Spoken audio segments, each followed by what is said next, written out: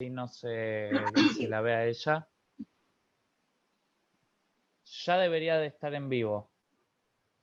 Bueno, yo empiezo. Les damos la bienvenida en nombre de Todos Somos Una, Violencia de Género.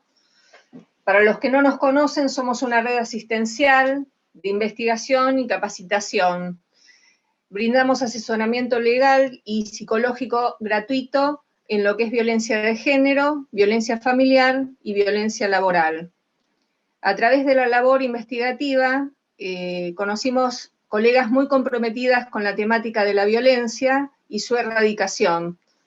Ellas son la licenciada Constanza Bonelli, la licenciada Julia Henschau, la licenciada Rosana Sanín, y quien les habla, yo soy la licenciada Graciela Campodónico. Hoy presentamos a la doctora Raquel Hermida Leyenda, que es un referente en lo que es violencia de género. No necesita presentación, pero la vamos a presentar. Ella es abogada, está dedicada a los cambios jurisprudenciales, es criminóloga, especialista en derechos de la mujer, disidencia y niñez.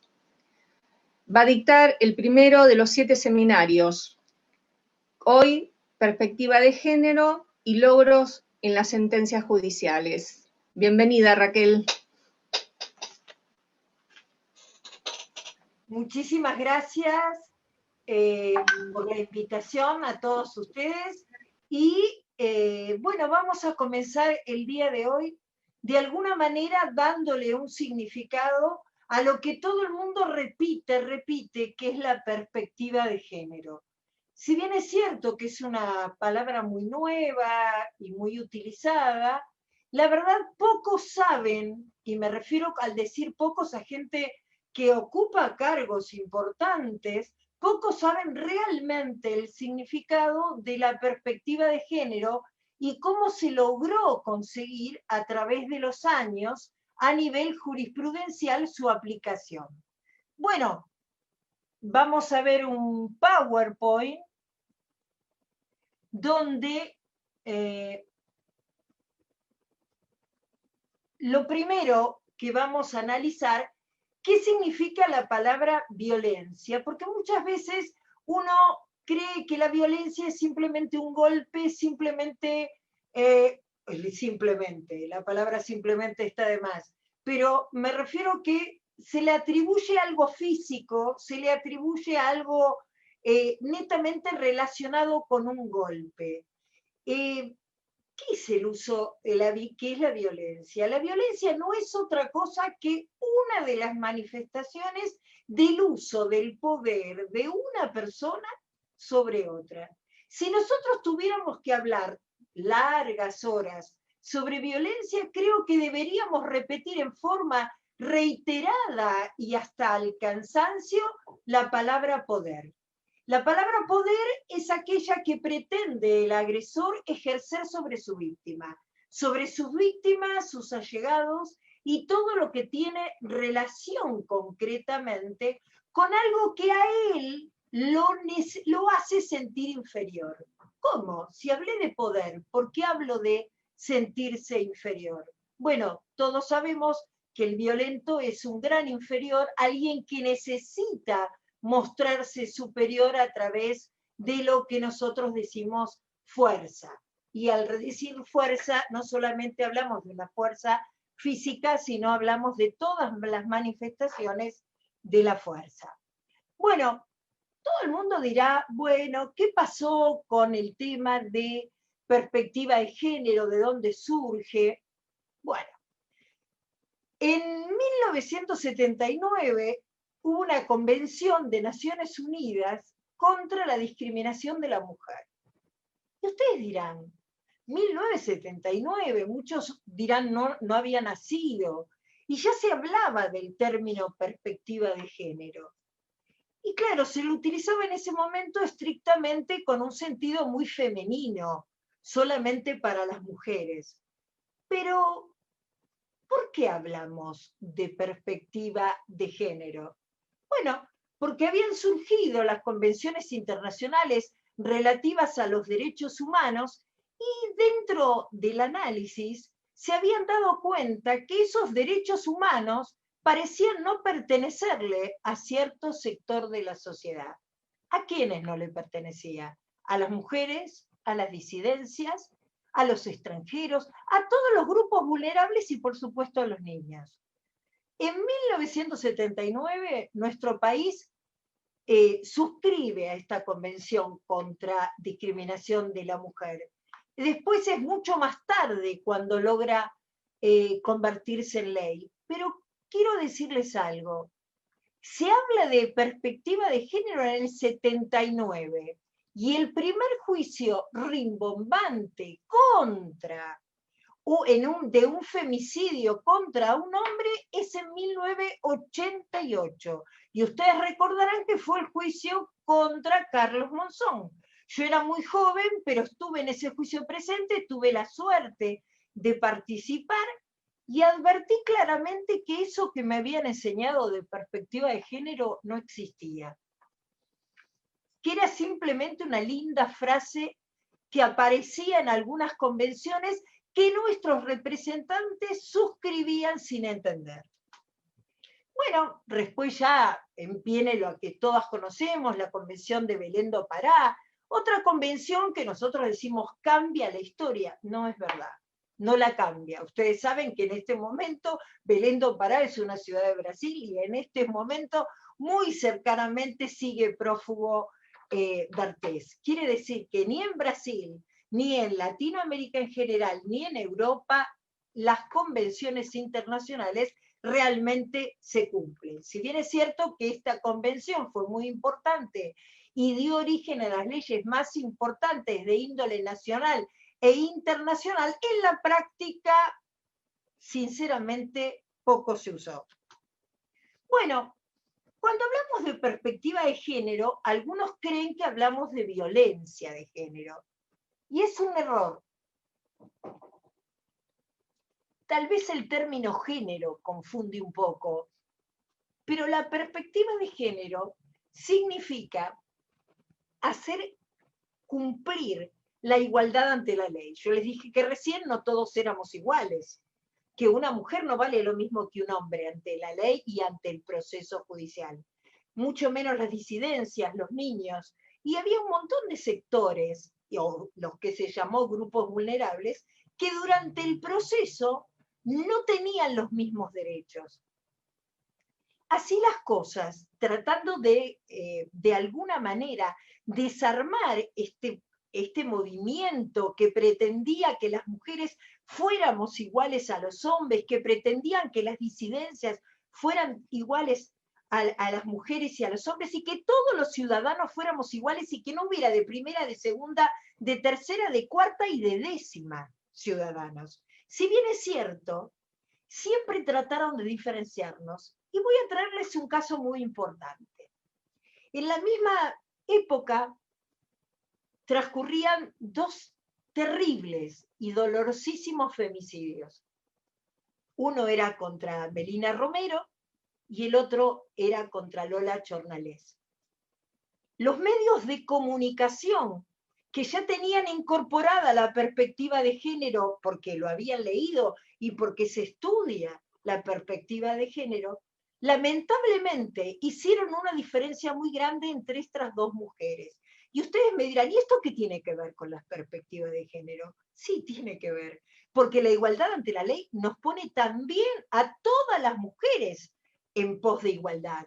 Quiere decir que no hay más derechos para una rubia que para una morocha, para una alta que una flaca, o si de pronto saliste con short, como en el caso de Melina, o de pronto fuiste con una pollera y saliste simplemente a tomar sol en la playa del Uruguay.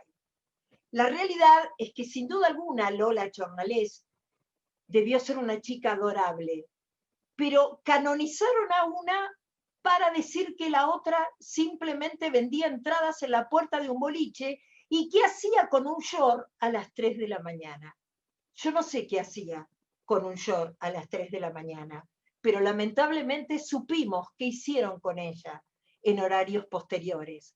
Ella nunca más apareció, jamás su cuerpo fue realmente enterrado como se debe, Y las dos, ¿qué tienen en común a pesar del maltrato y la diferenciación que hicieron los medios de comunicación?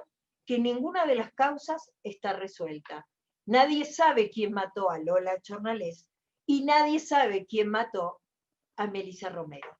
Es muy duro, pero es la realidad.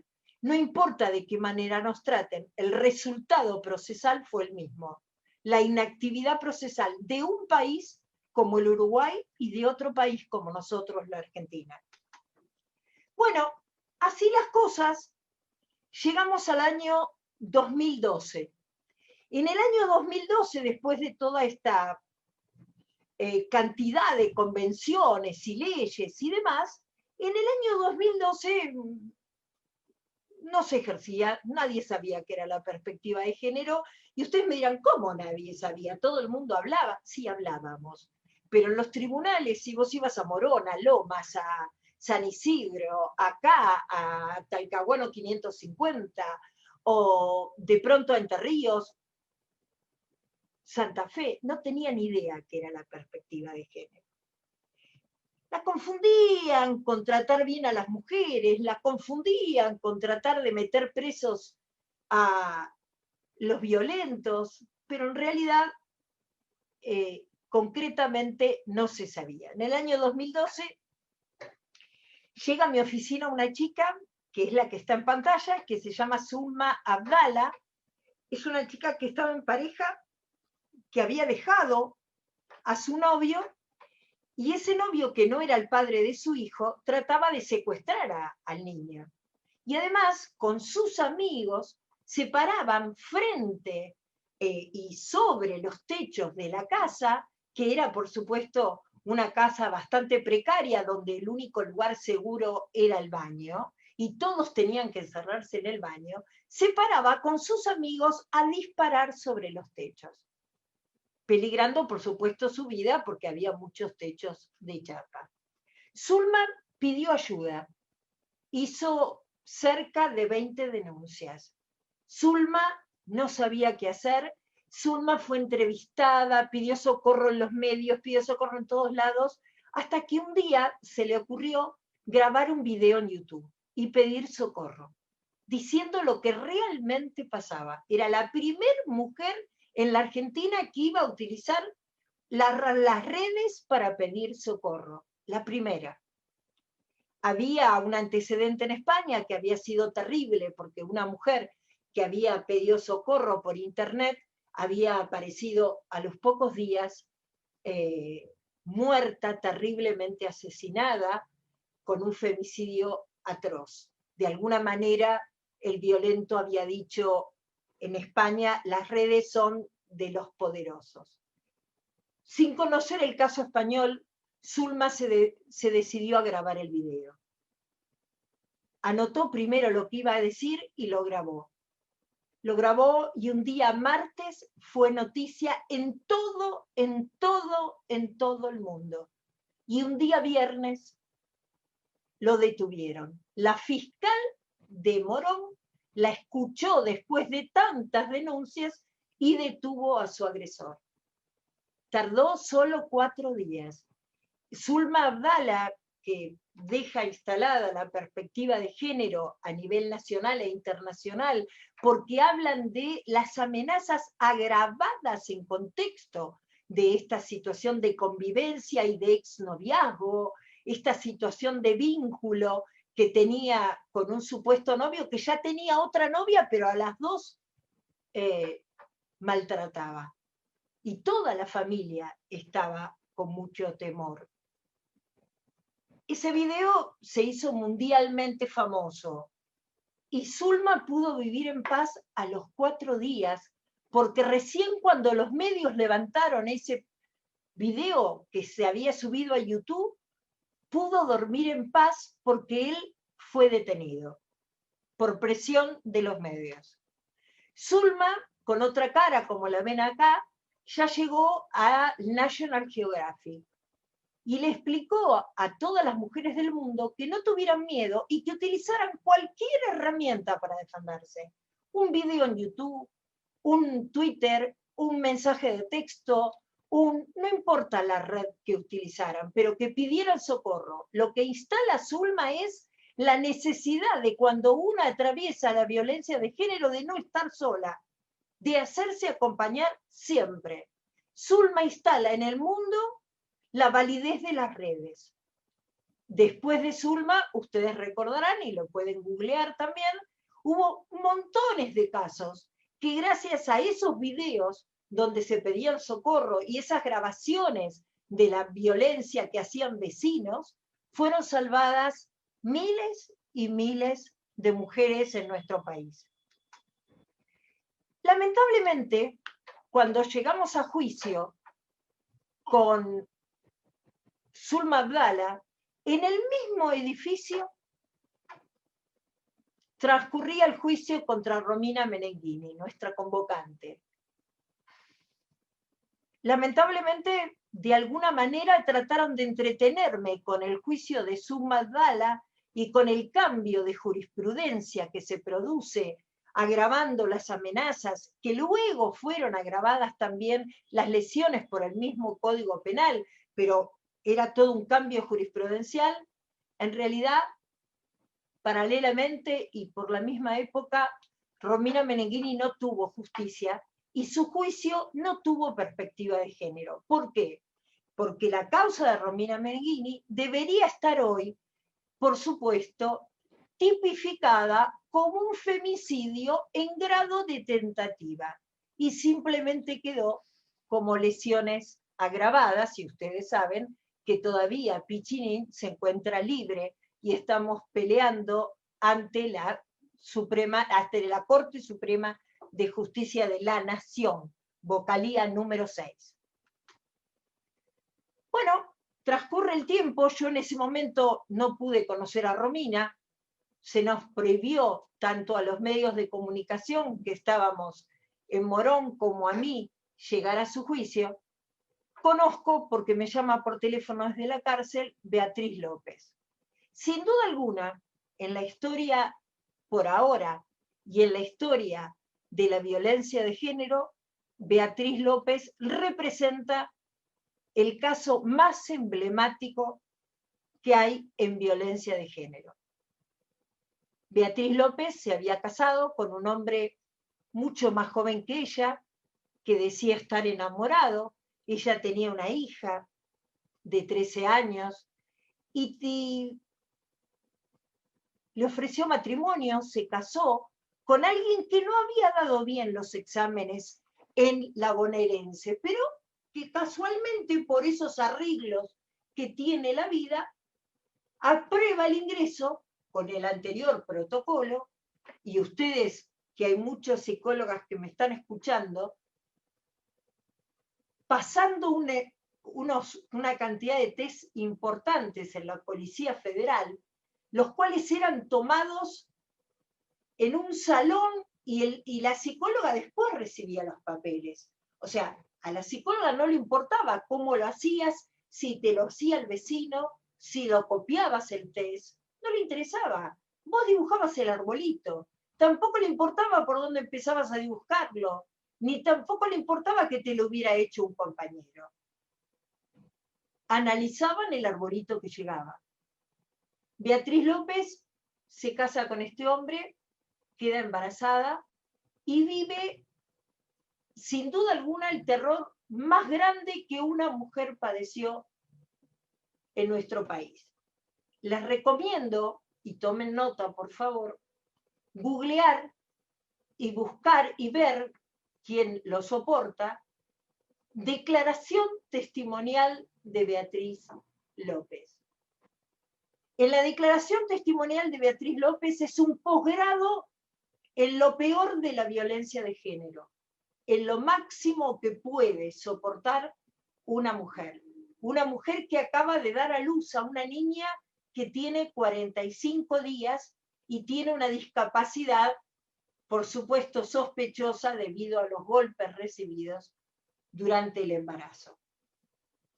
Esa declaración testimonial se lleva a cabo en un caso de homicidio, porque ella se ve obligada a defenderse de su ex marido, Policía Federal, y al defenderse, por supuesto, es detenida. Llegamos a la causa, logramos primero la domiciliaria porque tenía una niña pequeña, y en ese momento era requisito sine qua non para la domiciliaria, estamos hablando del año 2013 en ese momento. En el 2014 vamos a juicio oral y logramos la absolución de Beatriz López. El Tribunal Oral número 6 de Lomas de Zamora dice que Beatriz López se defendió, que ejerció lo que se llama legítima defensa en su nombre y en el de su bebé de 45 días. Las atrocidades que este hombre hacía con ella eran delitos permanentes y así lo calificó el tribunal y fue confirmado en casación. Entonces, ¿qué es lo que se logra con este caso? Determinar, para muchas que hablan de mediaciones en la etapa de que hay que buscar soluciones alternativas a la violencia de género, la única solución a la violencia de género es realmente separarse, poder hacerlo, poder romper el vínculo, porque si no, lamentablemente, tienes dos opciones. Una es morir en manos del femicida y la otra es defenderte, como lo hizo Beatriz López. Beatriz López determinó que la violencia de género no es una temática de familia, no es una temática para hablar, negociar y ver cuánto me dan. La violencia de género es un delito, y un delito permanente. ¿Y qué significa permanente? Permanente significa que a la mañana me golpea, que a la mediodía me amenaza, esas amenazas coactivas que en tanto le gustan al agresor. Si no haces esto, hago aquello. Si no me das a la nena a la tarde, yo te mato. Voy a matar a tu padre si le contás lo nuestro.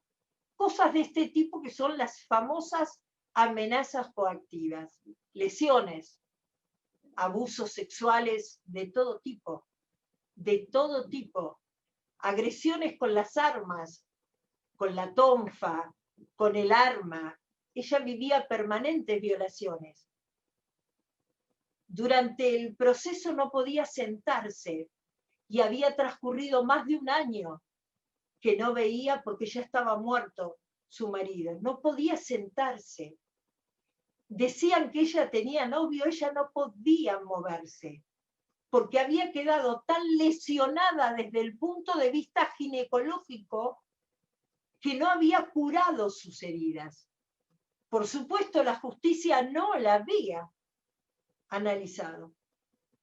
Cuando llegamos a juicio ya era tarde para esos análisis. Yo llegué tarde a la causa, pero todavía tenía cicatrices vaginales, anales y cicatrices en la boca. Le había volado un diente con una piña. No había centímetro del cuerpo de Beatriz López que no hablara.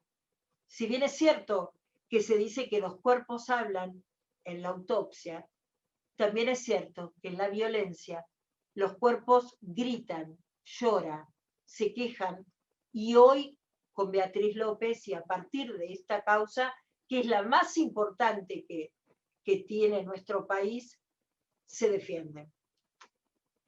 Este es el triunfo que tenemos en casación, nuevamente con Beatriz López, donde el Tribunal de La Plata de alzada, casatorio, dice que no hace falta estar loca para defenderse, porque las mujeres, hasta Beatriz López, para defenderse, decían que habían vivido un trastorno mental transitorio, un brote. Tenían distintos nombres, ¿no? Toda la parafernalia, el DSM-5, todo el CIE-10 lo conocían, los pobres. ¿Y por qué digo esto? Porque evidentemente psiquiatras y psicólogos, cuando veían que no podían ayudar a las mujeres que se habían defendido, ¿qué es lo que hacían? Seguían sacando de sus conocimientos médicos y psicológicos grandes justificaciones ¿para qué? Para la defensa. Porque la mujer no tenía derecho a defenderse hasta la causa de Beatriz López. Entonces todas padecíamos un trastorno diferente. Defenderse era sinónimo de una psicosis. Algo así como la película de Hitchcock.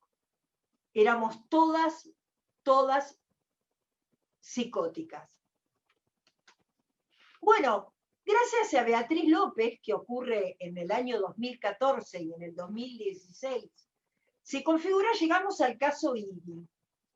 ¿Por qué asumo la causa de Iggy? La asumo un 7 de enero con 40 grados y gracias a Vilma Ripoll, que me dice anda a verla, quiero saber de qué se trata, dicen que está detenida en San Martín. Gracias a Beatriz logramos la excarcelación de Iggy, porque cada causa tiene un efecto multiplicador. La causa de Beatriz López, la absolución, la libertad de Beatriz López, generó en forma inmediata 26 libertades en todo el país, de mujeres que estaban analizando a ver qué tipo de locura le podían atribuir para dejarlas libres, cuando simplemente se habían defendido de palos, de cuchillos, de armas. Entonces, cuando llegamos a la causa Iggy, yo la tomo para un efecto multiplicador, porque hasta el momento, y como bien les dije en la causa de Bea, nadie esperaba el juicio en libertad, mujeres no esperaban el juicio en libertad. Para esperar un juicio en libertad, tenían que tener hijos en edad muy chica, no tener a quién dejárselo y que por favor si tuvieran alguna enfermedad mejor, los chicos, perdón que lo diga de esta manera, pero era más o menos así, todos los requisitos que ponían para que una mujer esperara simplemente el juicio en libertad. Ustedes recordarán que paralelamente al caso de Iggy ocurrió el caso del cirujano que saliendo de su consultorio mata a alguien que le quiere robar, a un hombre que le quiere robar el auto. Más allá del seguro y que tenía, eso no importaba que tuviera seguro el auto, lo importante era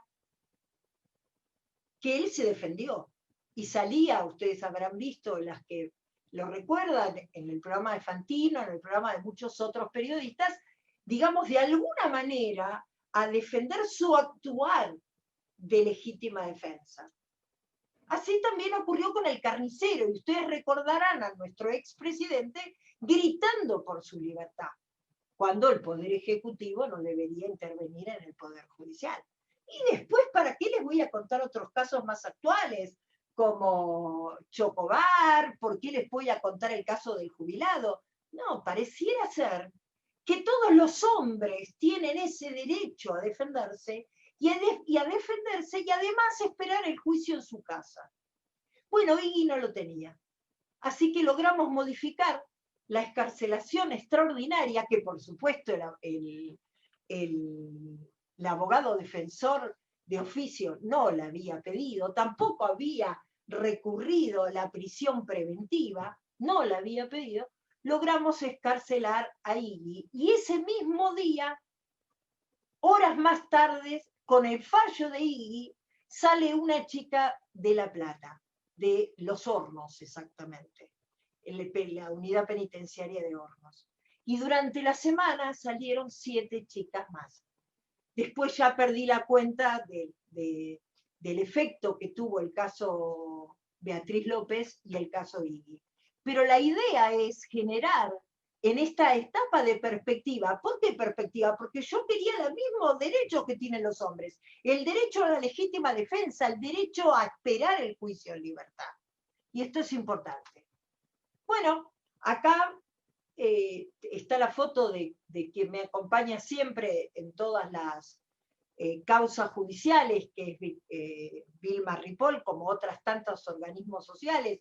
Vilma representa a Junta hacia la Izquierda, y muchos organismos sociales me acompañan. ¿Esto qué significa? Que si bien es cierto que hay que hacer un trabajo de tipo jurídico muy importante y tratar de revolucionar las mentes de los jueces y fiscales, también hay que tener una hinchada, ¿no? Es como cuando vos vas a jugar a un partido de fútbol, vas con la hinchada. Bueno, los organismos sociales son mi hinchada. Y también muchas veces, y lo agradezco permanentemente, los medios de comunicación son la otra hinchada, porque es importante que la gente conozca las injusticias y las diferencias existentes en ciudadanos de un mismo país. Bueno, así las cosas, en el 2017 llegamos a la causa de Juliana Peralta.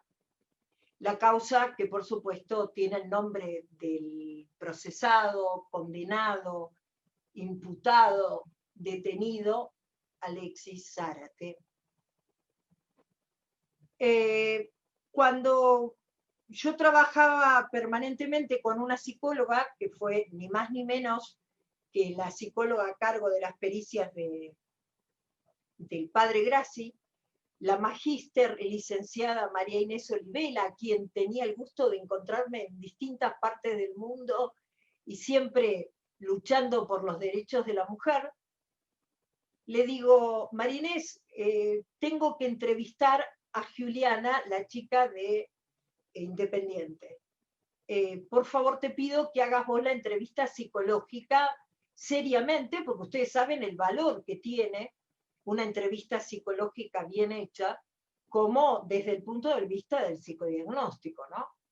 Le dije, por favor, entrevistala y contame, yo por lo general no veo a las víctimas en el primer momento, entrevistala y contame qué te parece. A las 2 horas y media, después de entrevistarla, me llama y me dice, Raquel, estuve con Juliana. Le digo, ¿qué te parece? Y ella me contesta, Juliana no puede mentir, es una mujer brillante desde el punto de vista intelectual, pero no tiene capacidad para la mentira. No le sale, no puede formular la mentira. Es una mujer que le enseñaron a hablar directamente, es una chica que quiere hacer justicia. Y me dice, pero te voy a decir algo, Raquel, esta causa es imposible. Ocurrió en 4 paredes y todos los testigos van a estar en tu contra. Vas a tener en tu contra también a Independiente, que es un cuadro de fútbol, y a un pibe que está jugando en primera y que es un defensor. A lo cual yo le contesté así, muy oriondamente le dije, mira, María Inés, vos te ocupás de la parte psicológica, yo me ocupo, déjame a mí la parte jurídica.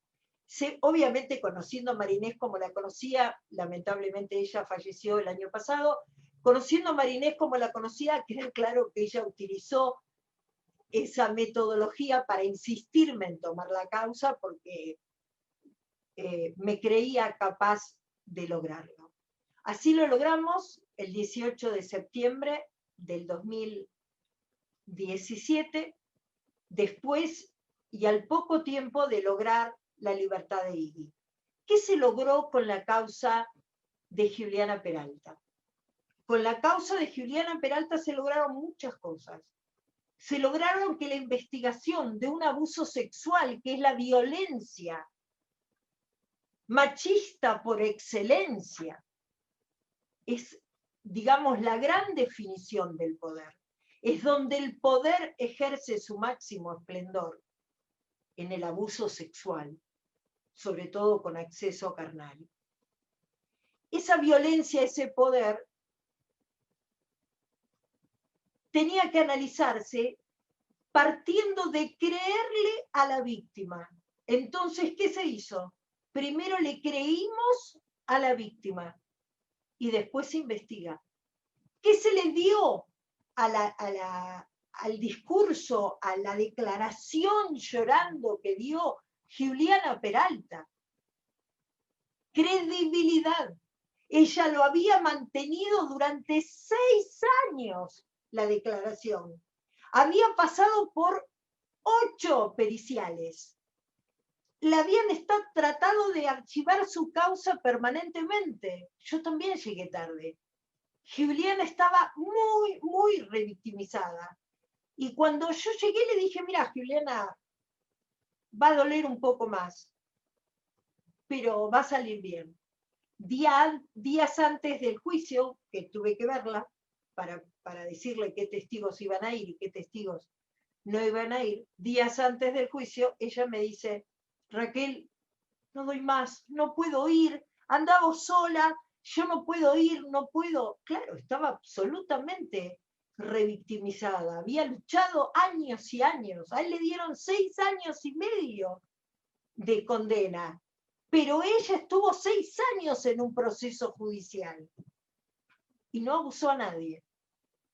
Entonces yo le dije, tiramos fiscales, logramos todo, hay que llegar a juicio, ya estamos, le dije una frase común y vulgar, ya estamos en el baile y tenemos que bailar, Juliana, dale, falta poco.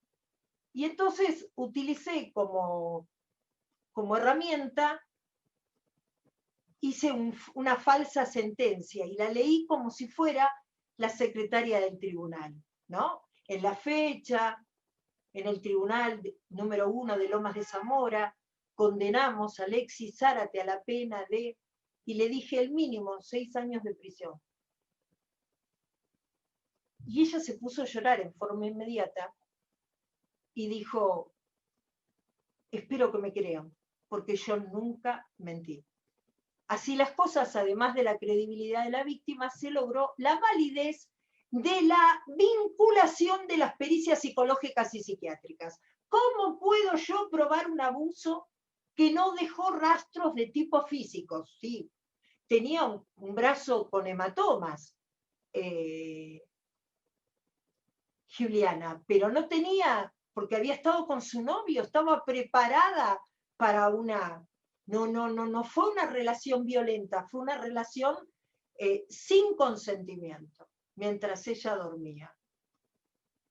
Una violación, un abuso sexual con exceso carnal según la nueva ley. Ahora, ¿qué es vinculante? Las pericias psicológicas y psiquiátricas. Ustedes recordarán que en el caso de Entre Ríos, famoso, el caso Micaela, cuando dejaron libre al abusador, fue por no tener en cuenta las pericias psicológicas del imputado, que luego vuelve a salir, vuelve a abusar y termina con la vida de Micaela, que es quien da origen a la ley. Qué triste, ¿no? Terminar como el nombre de una ley. Pero bueno, en ese momento las pericias psicológicas y psiquiátricas no eran vinculantes, hoy lo son. Ya cambiamos la historia, ya lo son. Muy de a poco, empezamos en el 2012, estamos en el 2020, pero vamos de a poco. Bueno, acá lo ven a Alexis Zárate, detenido, sacándose una foto, con una campera muy cara, porque recordará su época de buen jugador de fútbol. Y pasamos a la siguiente causa, que es el femicidio de Estela Mari Sequeira. Como verán, las distintas edades, ¿no? de los femicidas, de los abusadores, de los violentos, las distintas edades de las víctimas. Estela cumplía 60 años, era un 29 de diciembre del 2016. Estela no volvió a salir de su casa. Estela no era feminista, tampoco iba a las marchas. Estela era una mujer que estaba enamorada de un hombre que era un proxeneta, que era una basura. y que era un compañero mío en el programa de Mauro Viale. Era un tipo raro, pero yo nunca hubiera pensado que no solamente la mataba, sino que hizo desaparecer su cuerpo. Este caso también cambia la historia. En principio porque es el primer femicidio federal. ¿Qué significa? Que es un femicidio que va a transcurrir en los tribunales federales. Y vos me dirás, ¿y qué diferencia hay? Para. Los tribunales federales son los que se encargan de drogas, son los que se encargan de corrupción, son los que se encargan de trata de personas. ¿Qué hace un femicidio que es netamente criminal en sede federal? Bueno, se logró porque él mintió, dijo que le habían secuestrado a su mujer, y entonces, como todo secuestro extorsivo, fue a parar a un tribunal federal.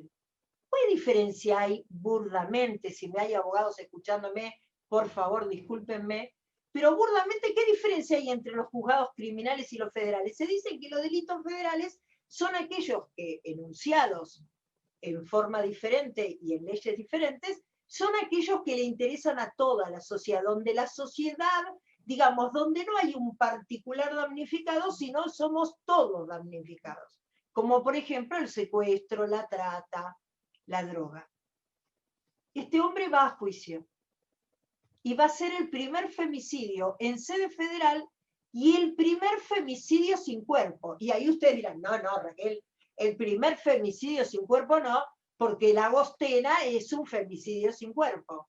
Y yo les tengo que decir, no es un femicidio la Agostena, porque el artículo 80 del Código Penal no estaba reformado y la figura del femicidio no existía cuando la Agostena asesina brutalmente a su novia y a su hijo. Un horror. Pero es la realidad. Este es el primer femicidio sin cuerpo y el primer femicidio en sede federal. Bueno, un poco más mediático, llegamos al caso d'Artés contra Anita Ko. Y ustedes dirán, ¿cómo? ¿No es Anita Ko contra d'Artés? La realidad es que Anita Ko padeció un abuso por parte de d'Artés. Pero d'Artés, con su abogado, le inician una causa por contarlo. Y ustedes dirán, ¿cómo? ¿Es un delito contar un abuso? La respuesta es no hoy. La respuesta es no. ¿Pueden iniciarte injuria? Sí. La respuesta es sí. ¿Tendrás que defenderte? Sí. Y vas a ganar igual que ganó. Si tenés un buen abogado, vas a ganar igual que ganó Anita Ko. Porque no vamos a decir que la señora gordita que está al lado no lo hizo bien. Así que tanto Anita como yo estamos felices de haber sido sobreseída en una causa, porque en realidad lo que dijo la jueza es que si realmente d'Artés se encontraba tan insultado y agredido en su buena persona que era, ¿por qué no estaba en tribunales? ¿Por qué había venido al banco y no fue a tribunales? ¿Por qué no se presentó en las audiencias? Porque Anita volvió a vivir el mismo abuso y lo volvió a revivir, lamentablemente, y fue quien más padeció en la Argentina por el caso d'Artés. Y fue, sin duda alguna, el antecedente fundamental para que Telma pudiera contar su terrible crimen, el terrible crimen que padeció. Bueno, ustedes dirán, Raquel, te metiste en camisa de 11 varas. Otra vez, salpiste, Raquel. ¿Qué haces con Nair Galarza? Bueno, cuando yo tomé la causa de Beatriz López, me insultaban de la misma manera que me insultan ahora por el caso de Nair Galarza. Y ustedes dirán, ¿por qué? Para defender a las mujeres, las disidencias, los niños hay que meter las patas en el barro. Y Beatriz López, además de vivir en Ingeniero Bunge, donde el barro sobra, Beatriz López había matado a su marido. Era lo que comúnmente se dice mujeres asesinas. Y salió absuelta. Y en el caso de Nair Galarza, cuando el hecho ocurrió, a mí me sorprendía la actitud de Nair. A mí no me gustaba. Yo dije, ¿qué le pasa a esta chica? Claro, todo el mundo dirá, es una psicópata. No, cariño, los psicópatas no se ríen. Los psicópatas disfrutan. Los psicópatas se divierten. Los psicópatas no tienen culpa. Pero entienden, comprenden la criminalidad del acto. Yo la notaba rara.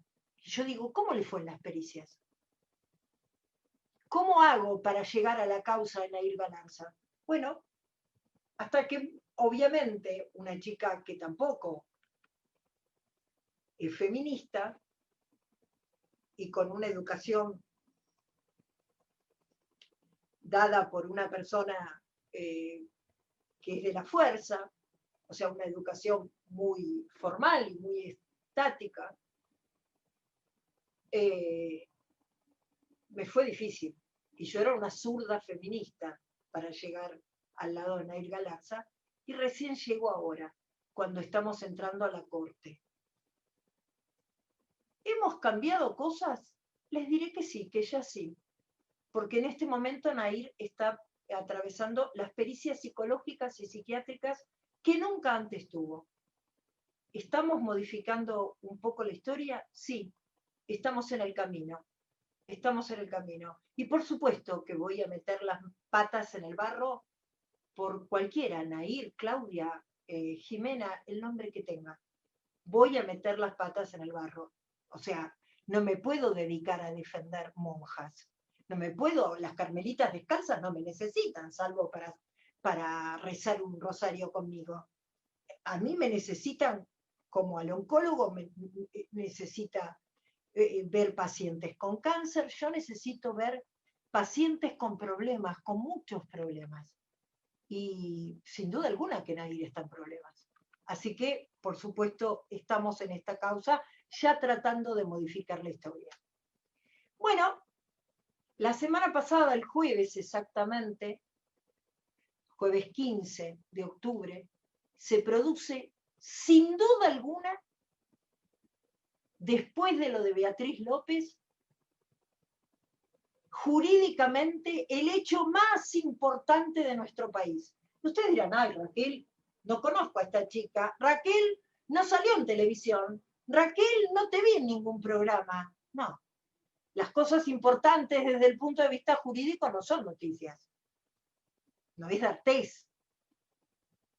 No es un jugador de fútbol. Es una chica también de Fiorito, otro lugar con mucho barro, de otra zona, pero parecida, con mucho barro también. Laura Herrera se defendió de su expareja que trató de ahorcarla, simplemente trató de ahorcarla. Y ella, en la posición que estaba, se defendió con lo que tenía, un cuchillo arriba de la mesada. Hizo así, simplemente, ni siquiera pudo darse vuelta porque estaba ahorcada. Hizo así, y sin quererlo, y sin conocer la anatomía humana, lo mata. Esto ocurre en plena pandemia, y voy a decir algo muy triste. Ella le abre la puerta a su agresor. Ella le abre la puerta. Y ustedes dirán, ay, ¿por qué le abre? ¿Por qué le abre la puerta? ¿Por qué no fue a hacer la denuncia? Ya la había ido a hacer la denuncia. Pero los muchachos de Loma se me olvidaron de notificarle a él la perimetral. Y los muchachos de Loma lo archivaron mal la causa de Laura. Y nunca fue notificado Sergio, el agresor. Jamás fue notificado él.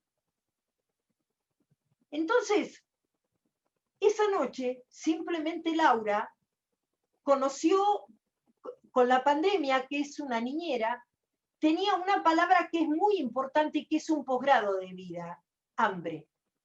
Hambre. Le abrió la puerta a su agresor porque tenía hambre. Y los mensajes de texto hablaron de que él iba a traer también comida para su hijo, que no era el hijo de ambos. Entonces, cuando juzguemos a una víctima de violencia de género, pensemos en qué estado abre la puerta nuevamente, en qué situación la abre. Laura sentía hambre y quería guardar en la heladera lo que traía de verduras para su hijo para el día de mañana. Laura se defendió. La conozco a su hermano, a ella no la conozco todavía personalmente. Conozco a su hermano viene a verme con su prima, con su esposa, vienen a verme en plena cuarentena terrible. Y les digo, primero saquémosla, muchachos, y después mandemos la casa, porque estaba detenida en la comisaría Fiorita, y después hablemos de la causa. Pero Raquel, yo quiero saber el procedimiento. Le dije, no, mira, muchachos, no. Ahora vamos primero a sacarla, es como cuando la vi ahí. Y yo dije, de acá te saco, con collar de perlas, o te saco como sea, pero yo de acá te saco. Yo mártires no quiero. A mí los mártires para levantar banderas no me sirven. Yo mártires no quiero. Yo soy de las que piden libertad. No las que arrastran a un preso. Entonces, así las cosas, me dijo, bueno, doctora, pero usted la va a poder sacar. Bueno, ella ya no pensaba salir. Pensó hasta estudiar en la cárcel, en la departamental de Fiorito. Logramos la domiciliaria. Y yo, la verdad, sinceramente, en plena pandemia, dije, vamos por la fácil, tiene un niño discapacitado, es chica, vamos a darle eso y después pedimos más para cambiar la jurisprudencia. Y así fue. Primero hice la habitué, un niño discapacitado, un nene que la necesita, logré la domiciliaria. Y después apelé a la Cámara. Y la sala primera de Lomas de Zamora el día jueves dice esta frase: defenderse no es delito. Defenderse no es una conducta antijurídica. ¿Qué significa? No es antijurídica, que es jurídica, que está permitido defenderse. Y que todo lo que dijo ella, aún y a pesar de carecer en ese momento de un abogado defensor, porque en ese momento yo no estaba, y el abogado defensor oficial en la provincia de Buenos Aires tiene la suerte que le dan la posibilidad de no estar presente en las indagatorias. Es un horror, pero es verdad, es verdad. Bueno, así las cosas, defenderse no es delito. Esto cambia la historia, igual que lo cambió la definición de, recordemos, que violencia de género es un delito permanente. Entonces, ¿qué significa que es un delito permanente? Que si a vos te secuestran, no te van a preguntar en qué momento te defendiste de los puchos. Defendete, rajá, matalo, volá. No te van a preguntar, no te van a juzgar en qué momento una se defiende del secuestro extorsivo. El secuestro extorsivo, la privación ilegítima de la libertad, el rapto, ¿qué son? Todos en común. Delitos permanentes. La violencia de género también. Pero defenderse de la violencia de género no es delito. No sé cuánto tiempo llevamos y si queremos empezar el otro PowerPoint o queremos comenzar con preguntas y después seguir con el otro PowerPoint. Ustedes me van indicando qué es lo que prefieren. Seguí con el otro PowerPoint, porque yo estoy anotando las preguntas. ¿Cómo no? Fantástico. Sigamos con el otro PowerPoint. ¿Alguna sabe cómo salir de esta pantalla completa? Sí, salgo, vuelvo a compartir.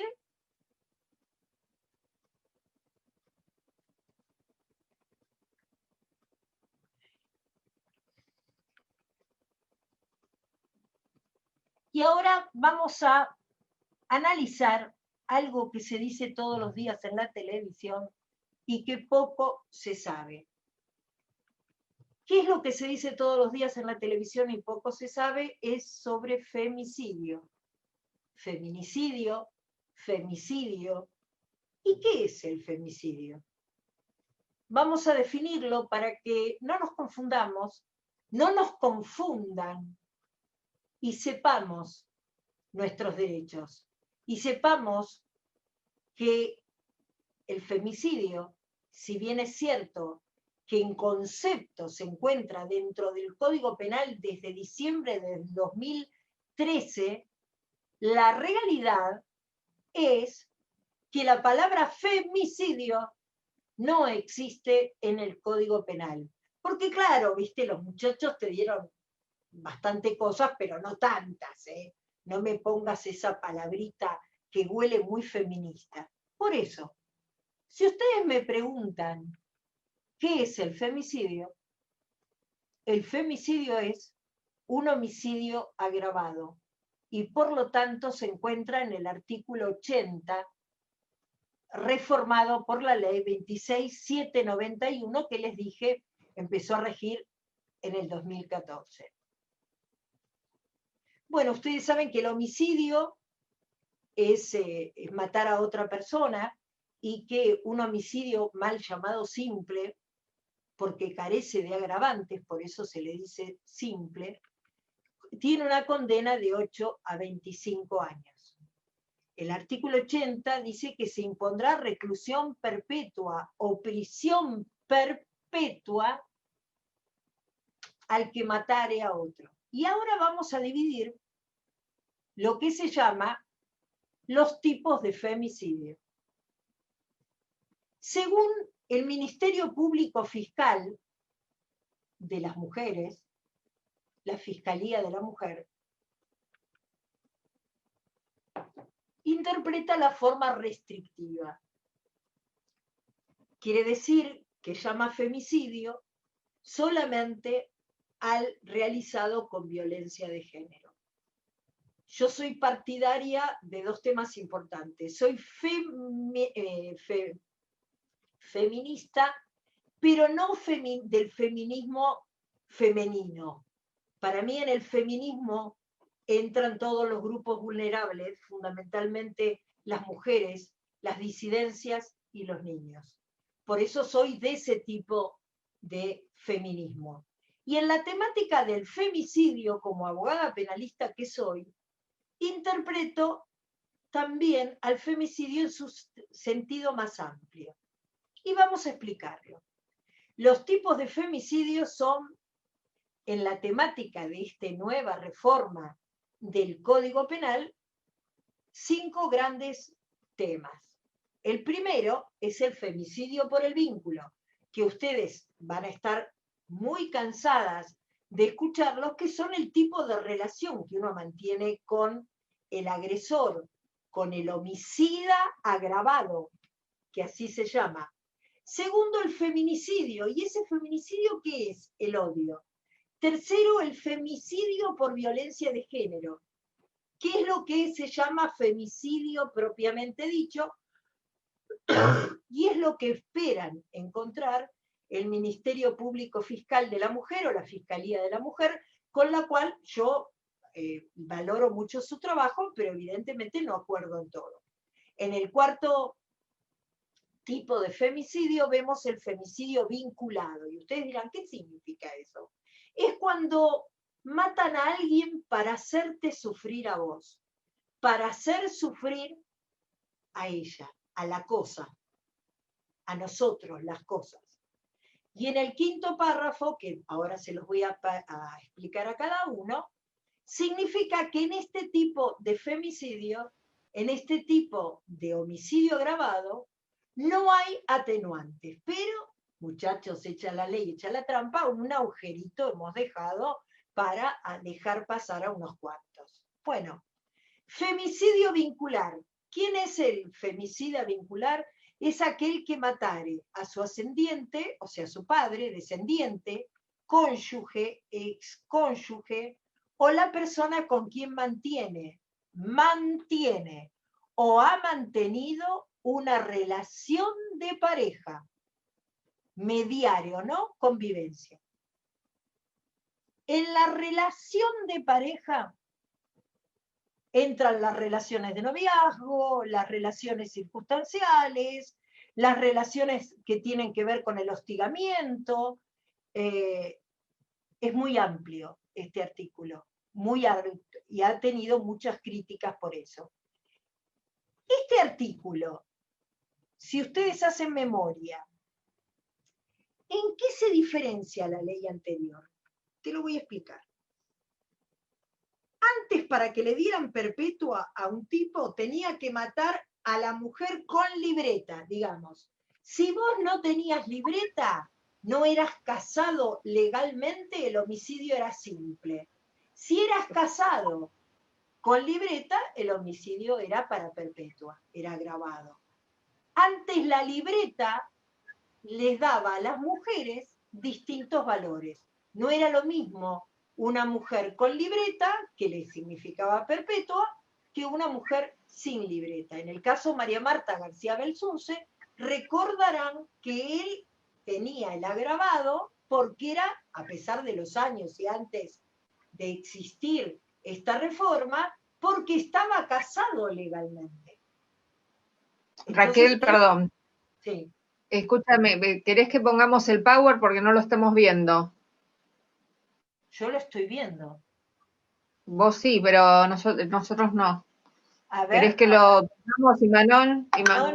No, espérame un minuto. Yo creo que estaba compartiendo pantalla, perdón. Perdón, a ver. ¿Lo ven ahora? ¿Lo ves ahora? A ver. A ver, otra más que vos tenés problemas para verlo. Dice, está compartiendo la pantalla, ¿por qué no habilitas a otra para que me cuente?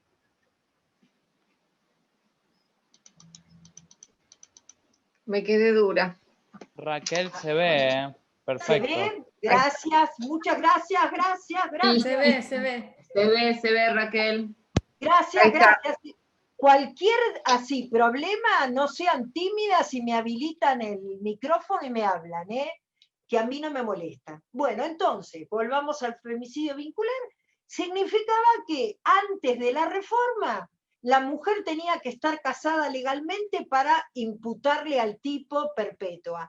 Si no, era un homicidio simple, si no, no valías nada. Entonces, él se merecía simplemente un homicidio simple. Bueno, este es el femicidio vincular, el de una relación. Y vuelvo a repetirles, como verán en pantalla, una relación mediando una relación de pareja. Eso significa muchas cosas. Y eso tiene detenida en este momento a Enair Galarza para perpetua, la relación de pareja. Bueno, en la próxima clase vamos a hablar de este caso, es un previo adelanto, que es un femicida que tiene 18 años. Acaba de cumplió 18 años y su primer acto fue un femicidio a su novia. Hay otros agravantes en el homicidio que no vienen al caso, como la alevosía, el veneno, el ensañamiento, cuando lo haces por plata. Pero existe en el cuarto tipo de femicidio uno muy importante, que es el feminicidio o la misoginia. ¿Qué significa? El que mata por placer, codicia, odio racial, religioso, de género, la orientación sexual, identidad de género o su expresión. la reforma del Código Penal utiliza de alguna manera la legislación americana, que se llaman delitos de odio, y hace un menjunje y mete todo el odio junto de manera tal de hacer un homicidio agravado. Ya existía antes de la reforma, pero por supuesto no existía el tema de la situación de género o la orientación sexual o la expresión. Hace unos cuantos años, no recuerdo exactamente el año, habían matado a 3 amigos que salían de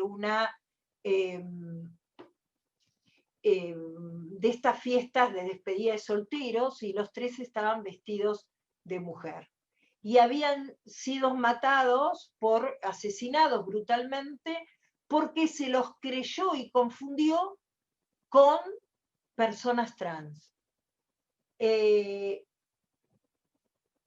trato que se le dio a ese caso en el momento fue un trato absolutamente terrible y absolutamente tenía más odio el tratamiento que cualquier comentario que pudiéramos hacer al respecto. Por ejemplo, ustedes recordarán que hace pocos días se mata al secretario de un político de alguien importante, y lo primero que se habla es de su identidad sexual. Digamos que un poco le responsabilizan la muerte en la identidad sexual. El tratamiento que se le sigue dando en los medios de comunicación muchas veces no tiene relación ni siquiera con el Código Penal, que el Código Penal es más de avanzada con estas reformas que el tratamiento que se le da a las diferencias, a las identidades sexuales. Por eso repito que entiendo el feminismo como algo más amplio, ¿no? Ya que el machismo es tan sectario, excluyente y tan violento, ¿por qué no aprendemos a diferenciarnos? Bueno, en nuestro país es muy famoso, y vamos a hablar la próxima clase de este caso, del feminicidio efectuado por Lucas Ascona. Lucas Ascona, ustedes recordarán, mata a una chica de nacionalidad chilena en la calle.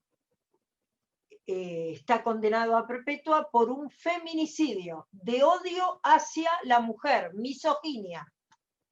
Bueno, hay un montón de agravantes que no viene al caso para los que no estudian derecho penal, pero, por ejemplo, les voy a dar un dato: el inciso 6º habla de que quien matara con el concurso premeditado de 2 o más personas.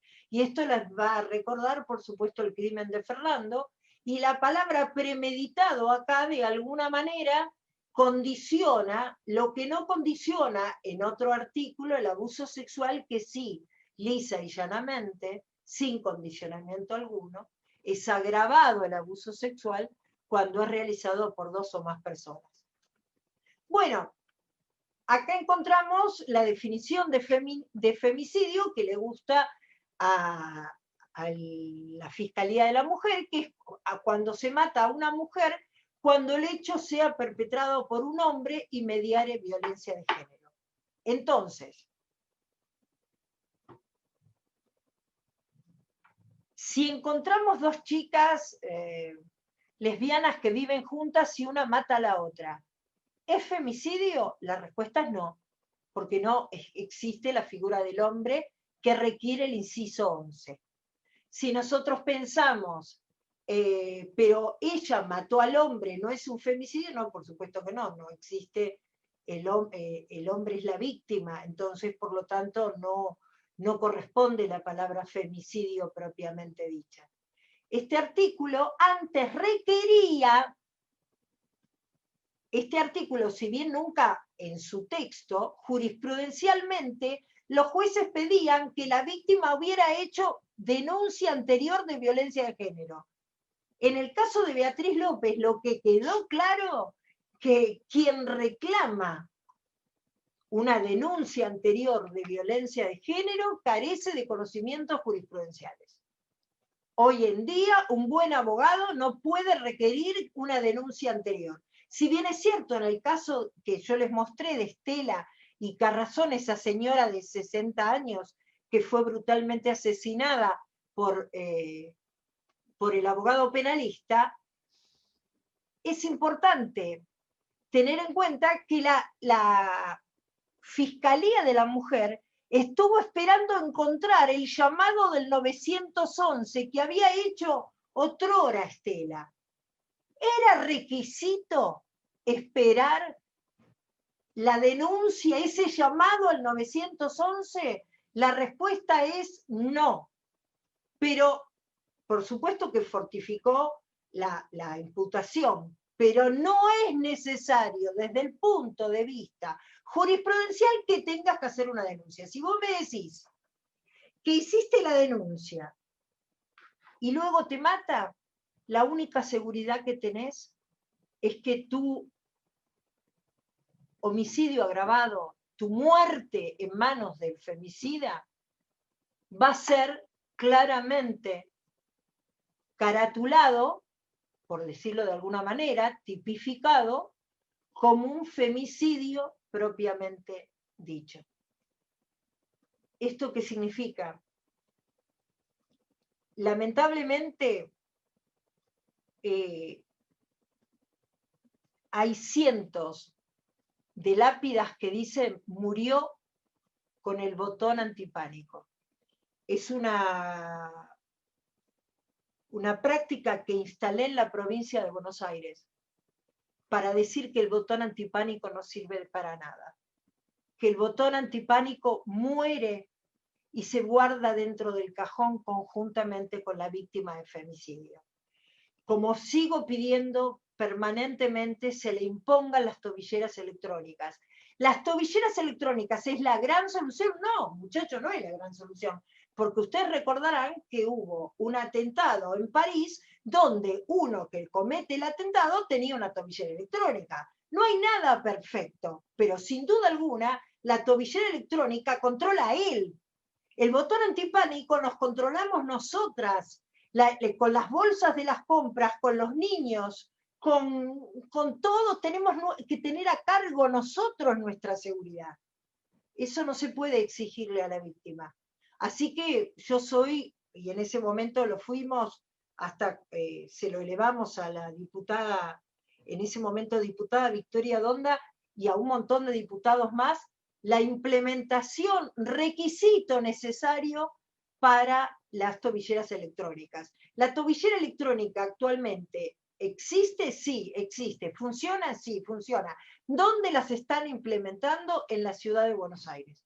Porque evidentemente la ciudad de Buenos Aires cuenta con más dinero que, por ejemplo, la Intendencia de Moreno, por decirlo así. Son intendencias diferentes donde obviamente hay más dinero en Buenos Aires que en Moreno.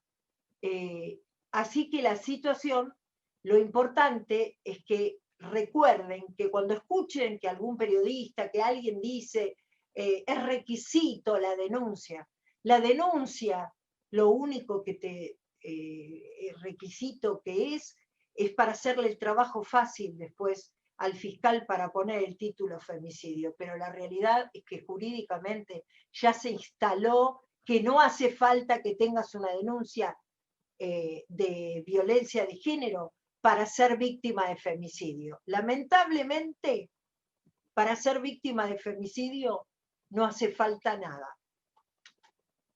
Bueno, acá tenemos a Farré y a Claudia.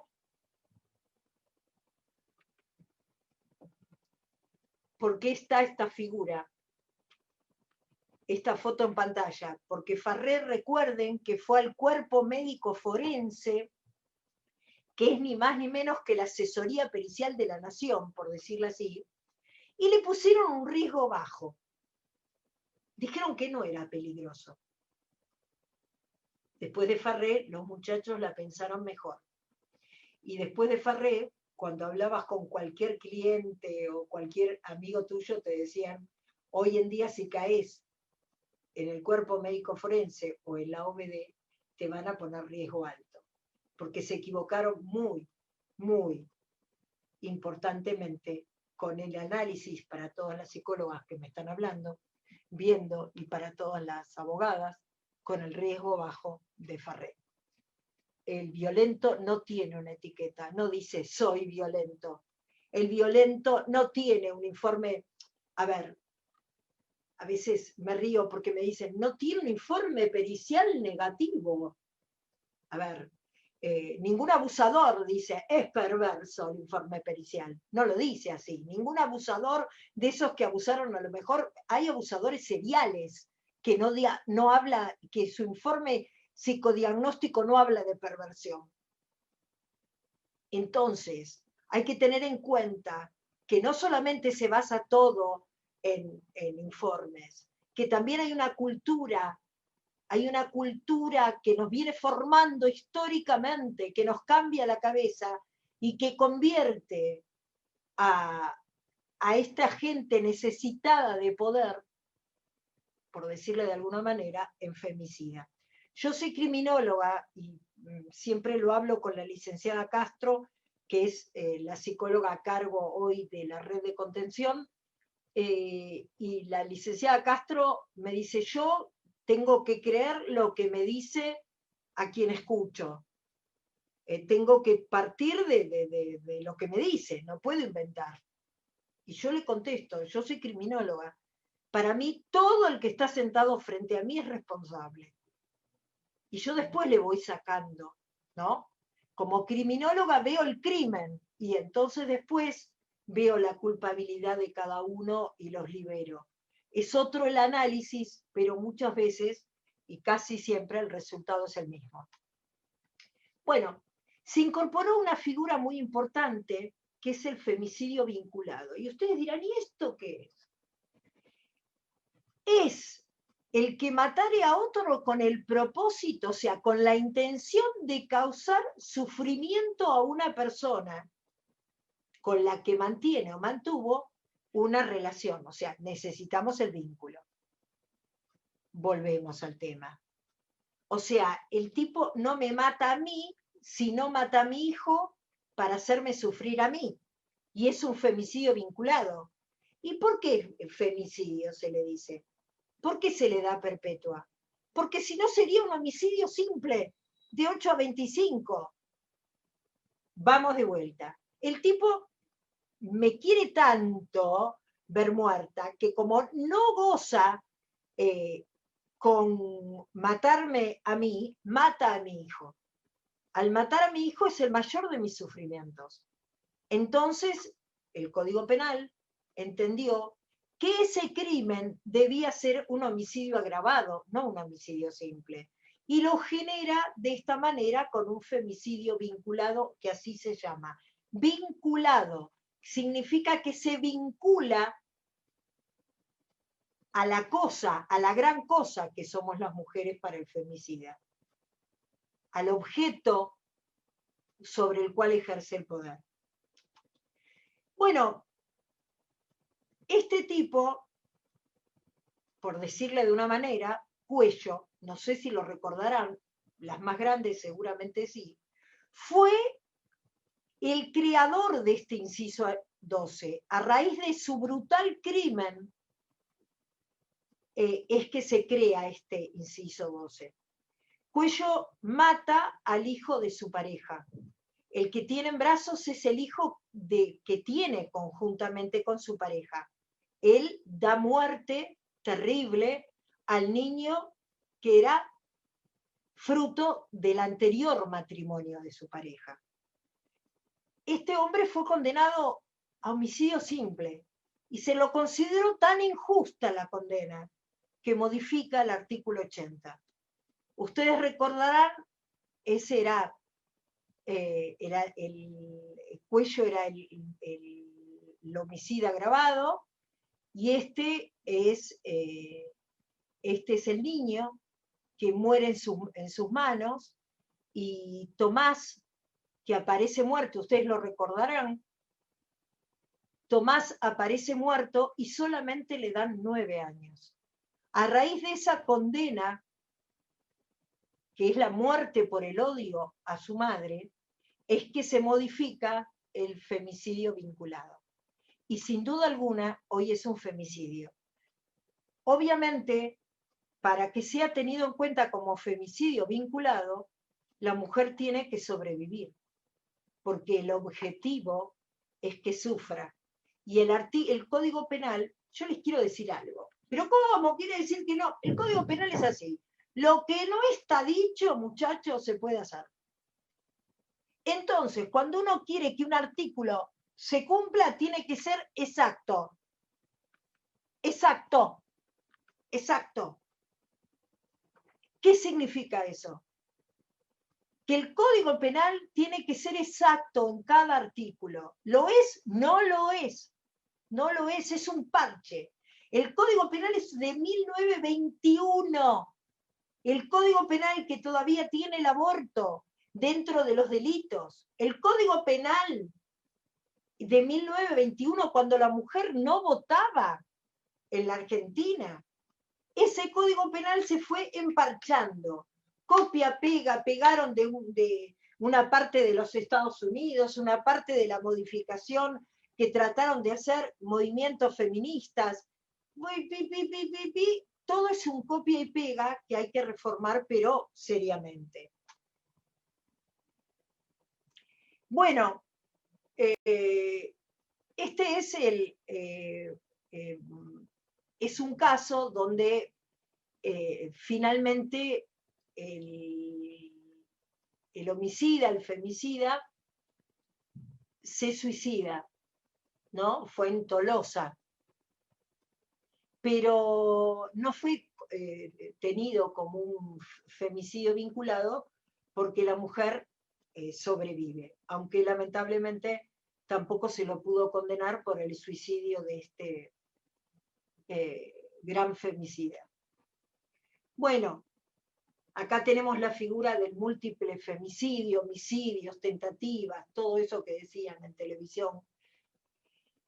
Cuando ocurrió en Harlingen o Hurlingham, como le quieran decir, el femicidio múltiple, donde hubo femicidios, homicidios, tentativas, recordarán, hasta la muerte de un bebé dentro del vientre de una de las mujeres, un feto, y esos son todas las situaciones que hay que analizar a la hora de sentarme a imputarle un delito a un tipo. Usted dirá, pero ¿por qué tanto problema? Porque es así. Porque el Código Penal determina que lo que no está escrito está permitido y que cada delito debe ser estudiado paso por paso, paso por paso. Por eso, cuando ustedes escuchaban el caso de Fernando, que algunos decían es un homicidio agravado, otros decían es un homicidio simple, es un homicidio... A ver, había que regirse por el Código Penal, no por las ganas que tenemos nosotros de hacer justicia. No como el otro día me decía una chica en Twitter, yo soy una ciudadana y pido justicia. Bueno, si sos una ciudadana y pedís justicia, tenés varias opciones.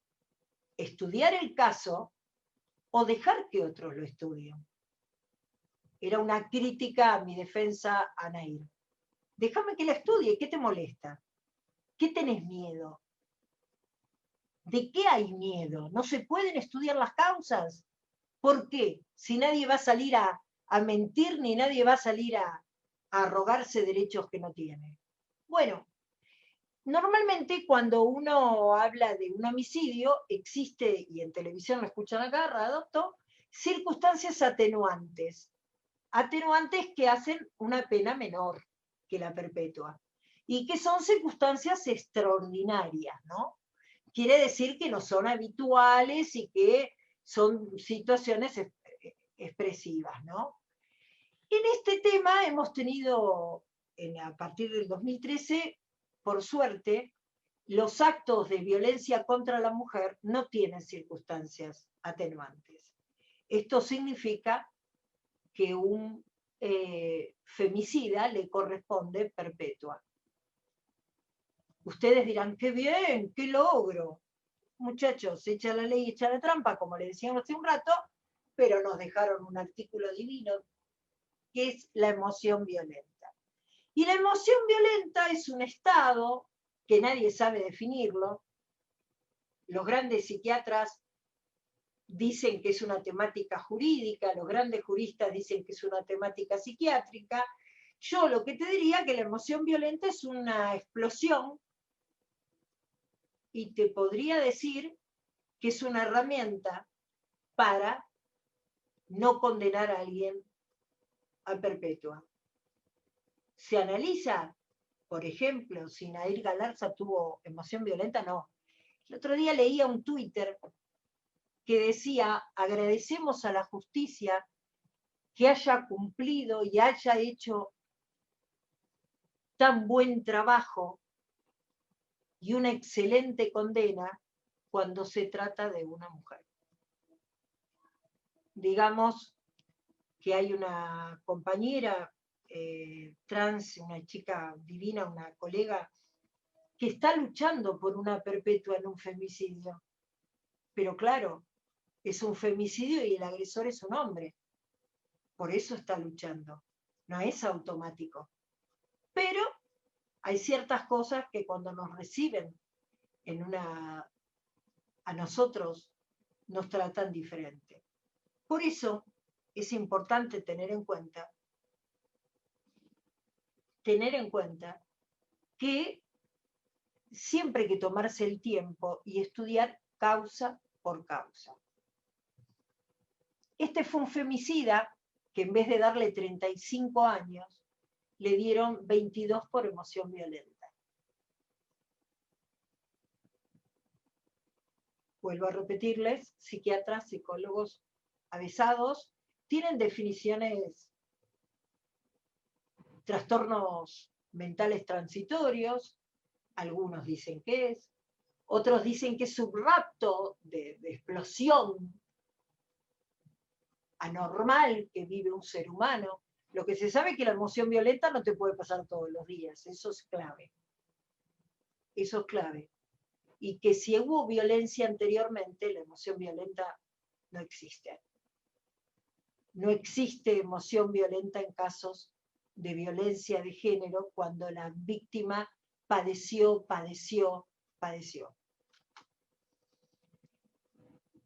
Acá están las víctimas de la falsa emoción violenta. Como verás, para 22 años no daba. Y es un caso muy resonante.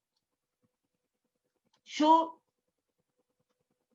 las invito a que, por favor, vuelvo a repetirles, escuchen la declaración testimonial de Beatriz López para todas aquellas que no lo hicieron, declaración testimonial de Beatriz López, que googleen Zulma pide ayuda, que googleen Zulma en el National Geographic y se den cuenta cómo esas mujeres pudieron cambiar la historia sin nombres. Por ejemplo, el otro día una en Instagram me decía, para atenderme usted tengo que ser famosa. Bueno, Beatriz López evidentemente famosa no lo es. Tampoco Zulma Abdala, tampoco Laura Herrera. Lo que es famosa son las causas. Y lo que nosotros queremos lograr en este cambio jurisprudencial son efectos multiplicadores. Juliana lo dijo claramente cuando consiguió la condena contra Alexis Zárate. Tengo familia, tengo amigas, tengo abogada. Tengo la obligación de dejar algo para las que no lo tienen, para las que están solas, para las que van a hacer la denuncia sin compañía. Tengo una obligación social. Eso dijo Juliana. Y creo que de alguna manera define lo que es nuestro trabajo. Nuestro trabajo no importa que se llamen López, Abdala, Pérez, o de pronto sean famosas sin quererlo como Galarza. No importa cuál sea el nombre. Lo único importante es que cada una de nosotras tomemos como objetivo de vida único la posibilidad de hacer historia, de modificar las sentencias en cada ámbito, no hay que ser abogado, en cada ámbito. Yo cuento de abogacía porque soy abogada, pero en cada ámbito de nuestra vida tenemos que multiplicarnos ayudando a otras y tratando de hacer un poquito menos dolorosa la historia de las mujeres y las disidencias a lo largo del mundo. Bueno, yo quedo a su disposición para preguntas. Un gusto grande. Bueno, Raquel, la verdad, muy claro, muy interesante, y es verdad que cada una de nosotras, desde nuestro lugar, podemos poner nuestro grano de arena para ir cambiando esta realidad tan dolorosa. Yo acá tengo preguntas. Primero te quería contar que están viendo gente de todo el país. Gracias. También están mandando saludos desde México, Costa Rica. Bueno, he visto gente también de Bolivia que conozco, así que es muy interesante toda la propuesta y todo lo que contaste. Tengo un par de preguntas para hacerte, que las resumí. Micaela pregunta: ¿cuán importante es la incorporación de la perspectiva de género en un escenario criminal sospechoso de femicidio? Bueno, la perspectiva de género sería otorgarle al proceso igualdad entre todas las partes, entre todas las partes. Hay que tener un proceso igualitario, no importa sea un femicidio o sea un homicidio agravado o sea el homicidio del policía de la esquina o sea el homicidio de nuestro hermano. En este caso, o sea, la perspectiva de género solamente va a lograr un juicio justo e igualitario para todos los ciudadanos. Bueno, otra pregunta que están haciendo es ¿qué diferencia hay entre femicidio por el vínculo y el vincular?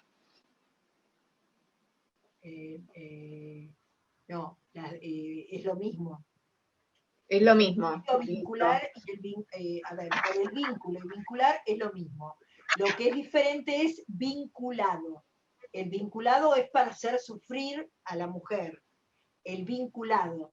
Pero por el vínculo y vincular es lo mismo. Se dicen de distintas maneras, pero exactamente lo mismo. Y tiene relación con esa, valga la redundancia, relación que tengo con el agresor, ¿no? Con el victimario. Bárbaro. Bueno, varias preguntaron qué propuestas harías para que la mujer se separe si no tiene recursos, ¿no? No solamente económicos, sino a soporte social, dónde ir a vivir, ¿no? Que también la podemos emparentar con esta pregunta que hicieron desde el derecho, ¿qué más se puede ayudar para prevenir, ¿no? ¿Qué se puede aportar para prevenir? El derecho tiene una deuda muy grande y no previene nada. El derecho lo único que hace es más o menos que te dice, volvé a casa y si te pega muy fuerte, volvé con el ojo hinchado. O sea, el derecho no es un agente de prevención. Y lo que hay que tener en claro es que la justicia no es un agente de soluciones. Es un agente muchas veces de problemas a los cuales uno se enfrenta. Por eso yo siempre digo, primero que nada, al hacer la denuncia, háganla siempre acompañada, número uno. Número dos, además de eso, antes de hacer la denuncia, antes asesórense. Porque a veces una denuncia mal hecha significa un archivo de la causa. Así que primero y asesorarse y después hacer la denuncia, no salir corriendo a la comisaría. Y otro tema, la comisaría, los tribunales no van a solucionar tu problema. Tu problema lo vas a solucionar con un grupo de amigas, con un organismo social, con una fundación, con no sé, si sos creyente, con tu grupo, lo vas a poder solucionar de otra manera. En este momento, la justicia lo único que te puede dar son herramientas preventivas, como por ejemplo una restricción perimetral, como por ejemplo una exclusión del hogar, que eso hay que tenerlo en cuenta. La exclusión del hogar, por ejemplo, a ver, durante la pandemia hubo una frase que dice, muy importante, que dijo, no, las mujeres no tienen que salir de casa, el que tiene que salir de casa es el agresor. Estamos de acuerdo, como frase es bárbara, pero si vos estás viviendo violencia, ¡huí! ¡Corre! ¡Que no te mate! Y después vemos cómo te devolvemos la casa. La preventiva es salir, correr, escapate, cuidate, salva tu vida. Después nos preocupamos del departamento, después nos preocupamos del rancho, después nos preocupamos de la casa. Lo que tenemos que entender es que hay esas frases hay que sacar al violento. Obvio que lo sabemos que hay que sacarlo, pero si estamos en una situación de emergencia, no voy a llamar al 144, voy a llamar al 911 y voy a correr y a salvar mi vida y la de mis hijos. No tengo tiempo para dilucidar si se va él o me quedo yo. No, me tengo que ir. Después la justicia es la que tiene que estar a la altura de las circunstancias para condenarlo, sacarlo al tipo del hogar y volver a restituirme mi casa. Pero lo primero que hay que hacer es cuidarse. Ahora, vuelvo a repetirles, no crean que el Poder Judicial y la policía son herramientas de salvación. Son simplemente herramientas. Y otro tema, muchas veces he escuchado por muchas psicólogas y muchos terapeutas que dicen, ay, no, porque, no sé, en el caso de abuso se da más. No, iniciar la denuncia porque al iniciar la denuncia vas a sentirte como realizada, como que vas a encontrar una justicia a tu alma. Mentira. Mentira, el proceso judicial te revictimiza todo el tiempo. Hay que ir a la justicia a buscar herramientas, pero no tomar la justicia como parte de una sanación porque es mentira. No lo es. El día de hoy, Juliana sigue llorando y Zárate está preso. No se cura un abuso con una detención. Sin duda alguna hay que detener a los abusadores, no cabe duda, pero no creamos, o sea, son ustedes las psicólogas y son ustedes los terapeutas y son las personas que ayudan a contener, quien van a tratar de ir sanando y tratar de ir que esa cicatriz que nos va a quedar sea cada día más liviana. Pero la justicia te deja una marca imborrable. La justicia es un horror. O sea, no, y tener en cuenta que la justicia no es la solución. Por eso hacer siempre todo acompañado, siempre. Bueno, otra pregunta que hacen es, por ejemplo, dicen cuando el violento tiene problemas psiquiátricos, por ejemplo, porque consume drogas y alcohol, y los jueces obligan a los niños a que estén en convivencia o que lo vean, ¿qué se puede hacer? ¿No? La revinculación, la famosa revinculación. O los jueces de familia, los jueces penales vienen atrasados, ¿no? Con la perspectiva de género y cuesta todo mucho. Ahora, los de familia vienen mucho más atrasados que los penales. Los de familia siguen sosteniendo la unidad del núcleo familiar, ese cuento sobre la familia que nos vendieron de chiquitos y que en realidad no existe. Para evitar la revinculación, lo que hay que hacer es pericias psicológicas y psiquiátricas y pedirlas, insistir. En la capital federal, el mejor lugar para pericias de menores es sin duda alguna el Pedro Elizalde, sin duda alguna, el Elizalde o la Casa Cuna. Y para los adultos, el Ameguino, en los procesos judiciales en Nación. En provincia, por ejemplo, depende de lo departamental, en Lomas hay buenos lugares, también hay buenos lugares, pero siempre recurrir a lugares públicos, no privados, a lugares públicos donde tú, por supuesto, si tenés la posibilidad de pagar un psicólogo privado, obviamente para hacer terapia es fantástico, pero me refiero para las pericias. Las pericias necesitan estar de alguna manera certificadas por estos organismos en la justicia, ¿no? Y vos poner tu perito de parte. Eso es importante. Yo creo que, yo soy especialista en la no revinculación.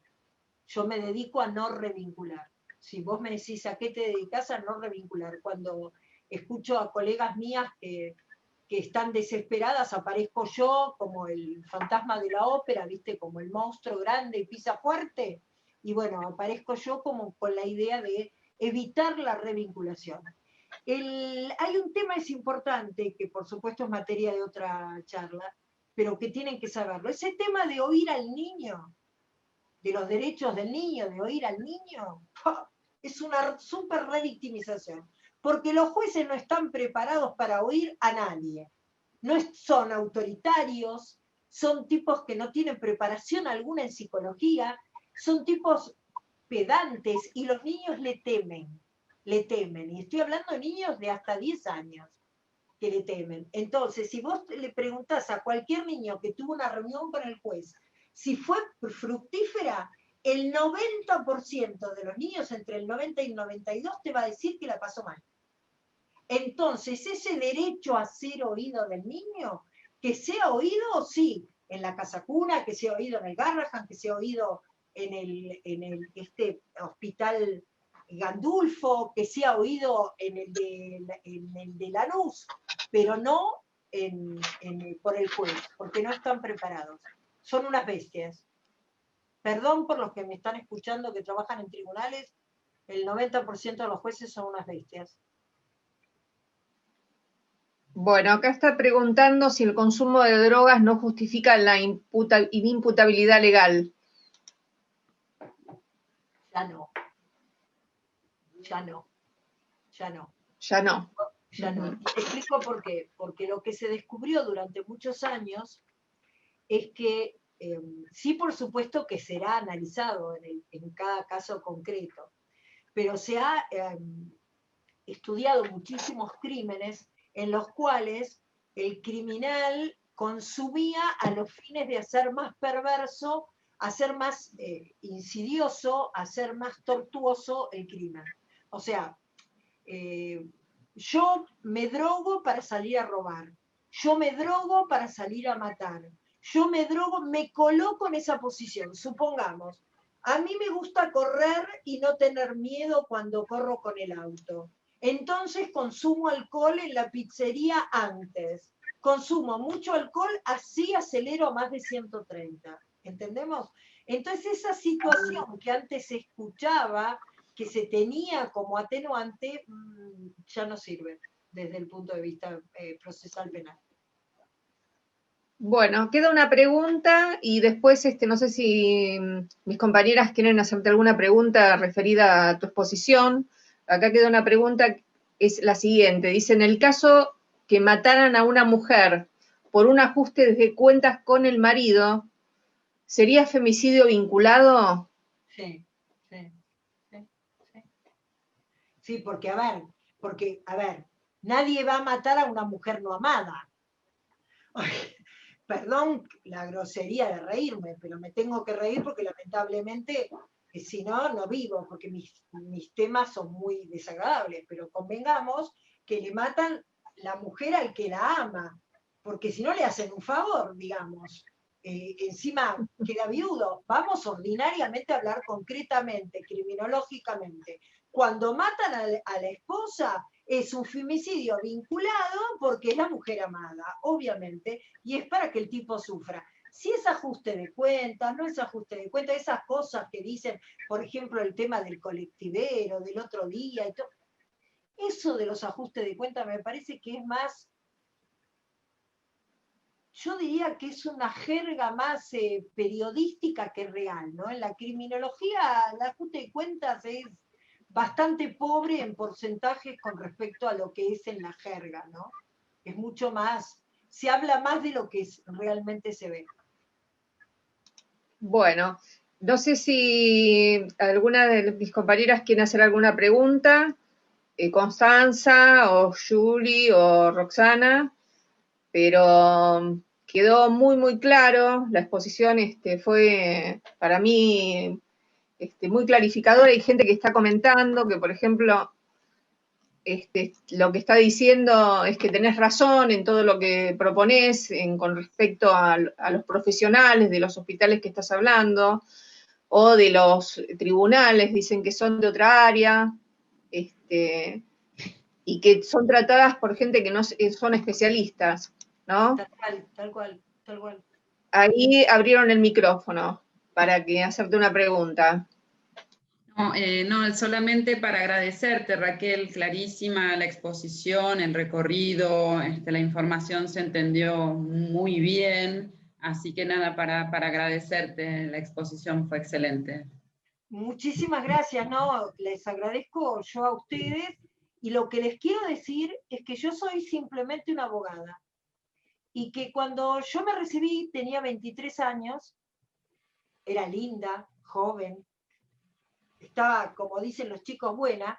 Les cuento, a los 23 años yo llegué a tribunales con mucho miedo, el pelo muy tirante hacia atrás y muerta de miedo, muy pintada para parecer más grande, y lo que me di cuenta que no me faltaba edad. Me di cuenta que lo que me faltaba era un psiquiatra a mi derecha, un psicólogo a la izquierda, atrás un criminalista y alguien que supiera más que yo, porque lo que me faltaba era lo que se llama, que logré formar en el 2012, un equipo interdisciplinario. Alguien a quien consultarle cosas como para no decir burradas, ¿no? Por ejemplo, darte vuelta y decir cuánto dura un brote, decime cuánto dura un brote. No, no es así, Raquel, no tiene tiempo. ¿Viste? ¿Me podés explicar a la merda de Lacan que no lo entiendo? Claro, muchas se me ríen como diciendo yo tampoco lo entiendo, pero me logré recibir. Pero bueno, o sea, lo importante es que desde que fui muy joven, yo me di cuenta que un abogado solo no hace historia. Y que si yo hoy estoy hablando con ustedes, es gracias a todas las psicólogas, psicólogos, criminalistas, criminólogos, médicos, neurólogos, hasta odontólogos, que seguramente me debe estar viendo Graciela, hasta odontólogos que han tenido que socorrer a un montón de víctimas de violencia de género, a víctimas de abuso. Entonces yo no existo sola, eso que les digo, y a todos los organismos sociales que me hacen la hinchada, y les comento que cuando fue el juicio de Zárate, pegamos en cada inodoro Zárate preso, y vos hacías literalmente pis sobre la cara de Zárate. O sea, ese trabajo que te fortalecía cada vez que ibas al baño, en un juicio tan terrible, lo hacen simplemente aquellas mujeres que luchan, mujeres disidencias, hombres que nos acompañan, varones que nos acompañan permanentemente, hijes, todos los que nos acompañan, y que eso es lo importante, trabajar en equipo, porque la verdad no somos nada solas, eso queda claro. Exactamente, porque el trabajo en violencia es multidisciplinario con las disciplinas y además otras cosas que no son disciplinas, ¿no? Como por ejemplo todo lo que vos nombraste. Importantísimo los movimientos de mujeres para apoyar, importantísimos, no solamente en los juicios, sino que uno a veces recibe una víctima y los movimientos de mujeres, digamos, la cobijan, ¿no? Buscan espacios para que duerma, para que coman, importantísimos el trabajo. Es multidisciplinario. Cualquier profesional que esté escuchando tiene que saber que en violencia se trabaja en forma multidisciplinaria. Totalmente. Es todo el mensaje que vos diste durante todos tus PowerPoint. Creo que esto sería el cierre. Si alguien no tiene algún comentario o alguna pregunta para hacer, me parece que es suficiente. Julie, Roxana. No, más que decirle gracias a Raquel, no puedo, más que eso no puedo, y justamente iba a recalcar el trabajo en red, pero ya lo hicieron a ustedes, así que le doy la palabra a Roxana si es que quiere hablar. Sí, ¿se escucha? Sí. Perfecto. Perfecto, perfecto. Y también agradecer a todas las personas que te estuvieron viendo y acompañando en esta fabulosa charla que has dado. Muchísimas, pero muchísimas gracias. A todos los que estuvieron acompañándote. Gracias. Sí, muchas gracias por aguantarnos durante un rato muy largo. Dale, muchísimas gracias, a seguir laburando porque vale la pena salvar una mujer de vez en cuando. Vale la pena ayudar y colaborar con las mujeres. Y las disidencias y los niños que dependen en gran medida de nosotras, ¿no? Por no decir en un 80% de nosotras. Y que Tal sepan cual. que estamos acá para ayudar, que envíen mensajes privados si necesitan, vamos a intentar. Para eso crearon la página, ¿no? Bueno, Sí. Ima, Y al- vos vas a poder desconectar la transmisión, ¿no? De Lográ. Facebook. ¿Cómo? Un agradecimiento al técnico. ¡Ah, bravo! Sí, el técnico. Gracias al técnico estamos Falta acá. el asado, viste que uno siempre aplaude al asador. Bueno, ahora Sí. aplaudimos al técnico. Bueno, y también ya que para finalizar, nosotros estamos por violencia de género recibiendo aproximadamente 300 consultas por mes, de gente que necesita asesoría legal o no sabe si está sufriendo situaciones de violencia de género. Entonces, sí está este espacio, como dijo Julie, que está abierto para que ustedes puedan enviar sus consultas y bueno, nosotros gustosos seguiremos contestando. Y Raquel, siempre tan clara en tu exposición, la verdad no dejas lugar a dudas con lo que decís. Muchas gracias, muchas gracias. Un placer. Bueno. Un placer. Bueno, Mima, desconectás de la transmisión de Facebook, así nosotros seguimos acá unos minutos más. Y ahí desconecta de Facebook, pero no me saques. ¿Cómo? Ya no estamos más en Facebook.